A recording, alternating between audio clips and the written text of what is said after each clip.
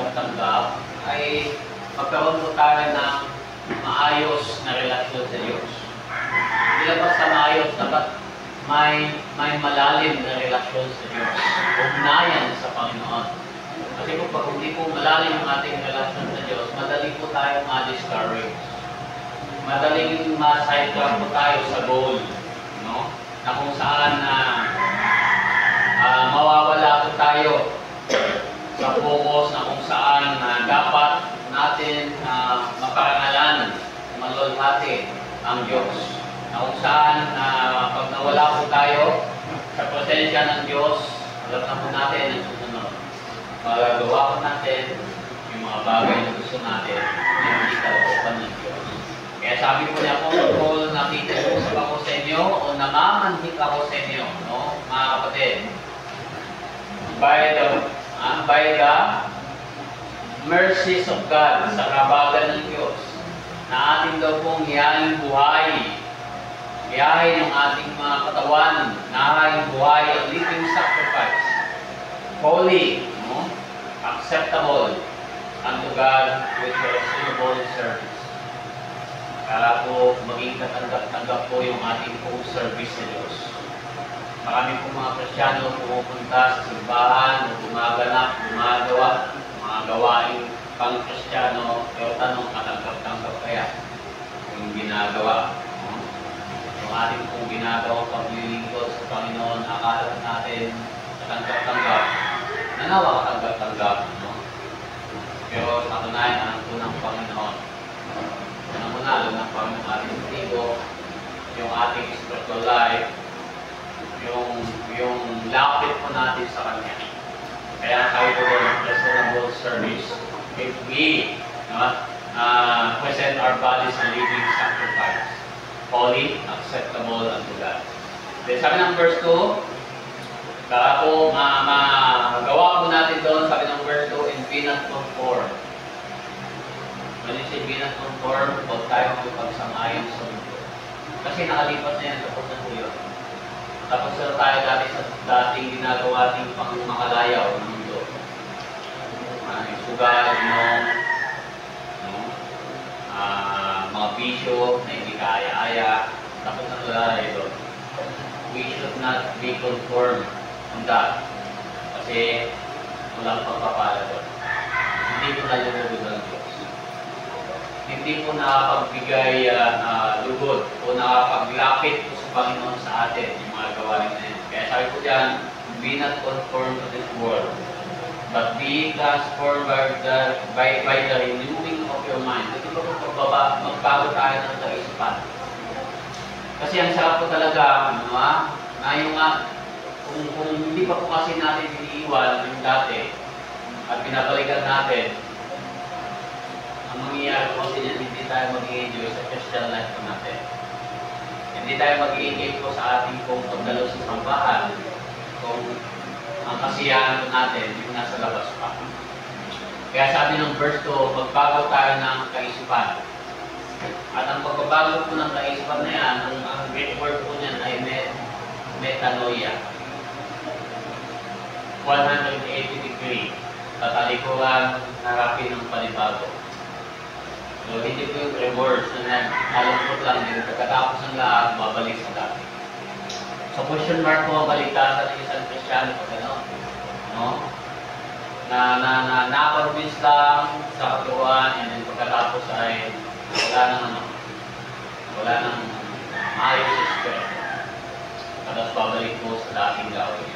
So, hindi po, no? At in-encourage po tayo na magbago ng kaisipan na mahalin ang mga bagay na banal at iwanan yung mga bagay sa sanglibutan na dati po natin ginagawa nung hindi pa tayo nakakilala sa Panginoon.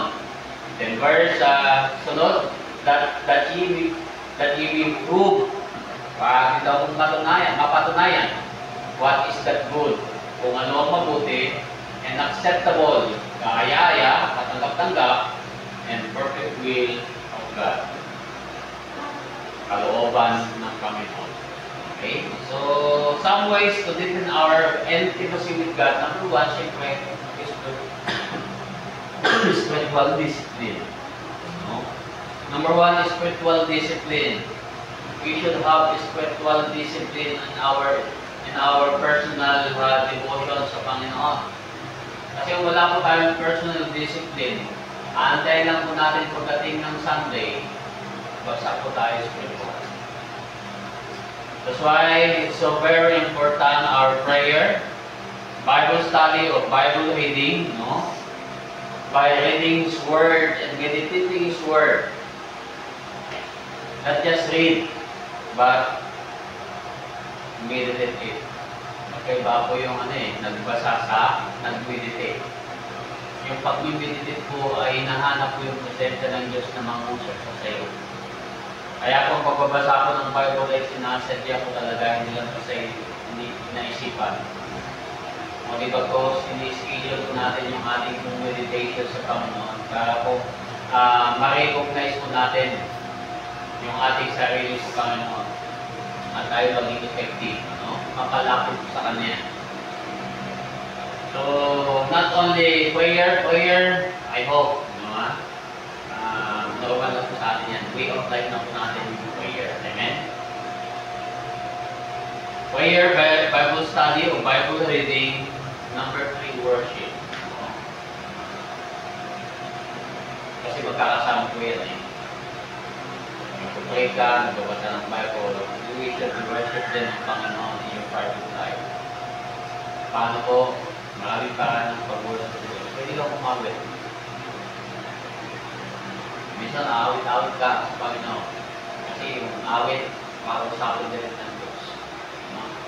May naniniwala, especially pag Christian song, kung isinulat mo yung Christian song ng mga manunulat, no?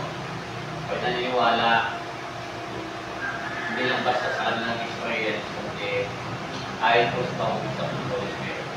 At maganda po ang pag-experience, no? At kasama po nila ang Panginoon. Kumbaga, nagiging blessing. So, we should worship God, no? Sa ating mga private life. Then, pang-apat, no? In order for us to deepen our intimacy with God, sa ating mga spiritual discipline, fasting. Fasting. Ang kasama po kasi ng fasting, prayer. Kasama po ng fasting, worshiping God. Ang kasama po ng fasting, reading His Word. Kaya nakakamit din po, no? Prayer, fasting.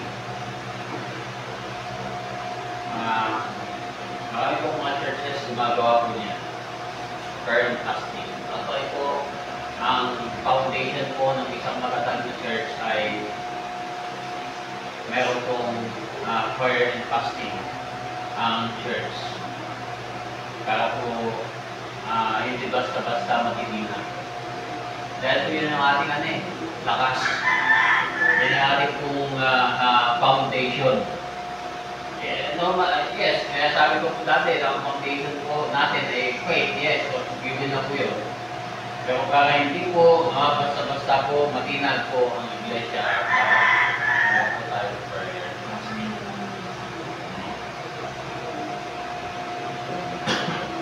Kasi po, dahil po prepare and fasting. Now, balik po natin yun. Okay, once a month. Pero po tayo ng prayer and fasting. Magdamag. Dali na, kahit hanggang alas 10. Para magpangkain. Kaya dati po, magdamag po kami. Ayaw magdamag. Nilulugaw po kami para after ng fasting. Ang may laman ng tiyan. Mga hindi ko kaya, pwede pong tubig o recitals. So, mahalaga po yan. Alam mo kung bakit po? Para mas mapalapit po tayo sa Diyos. Kasi sabi ng Bible, mga bagay na hindi po natin kaya mabutin sa panalangin. Pulin natin, mga dagdagan natin ng fasting. Ano po ba napahalaga po ang fasting? No? Ang fasting po kasi ay papatayin po natin yung nasa ng laman. At ang nananay po ay ang Espiritu niya. Diba ba? Ang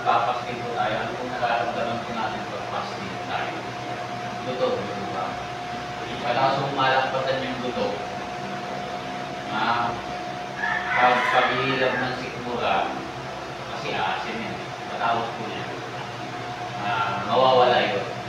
Ang kasunod po niya, lalakas na espiritual. Manghina sa laman, pero lalakas na espiritual. Kaya gusto po natin lumalim po yung ating pong ugnayan sa Diyos with prayer, consistent prayer. Consistent Bible reading with meditation. Consistent worship sa Diyos. Personal worship sa Panginoon. Not just only every Sunday na tayo sasamba sa Panginoon. We should have private worship sa Diyos. And yung pang-apat na po ay fasting or prayer.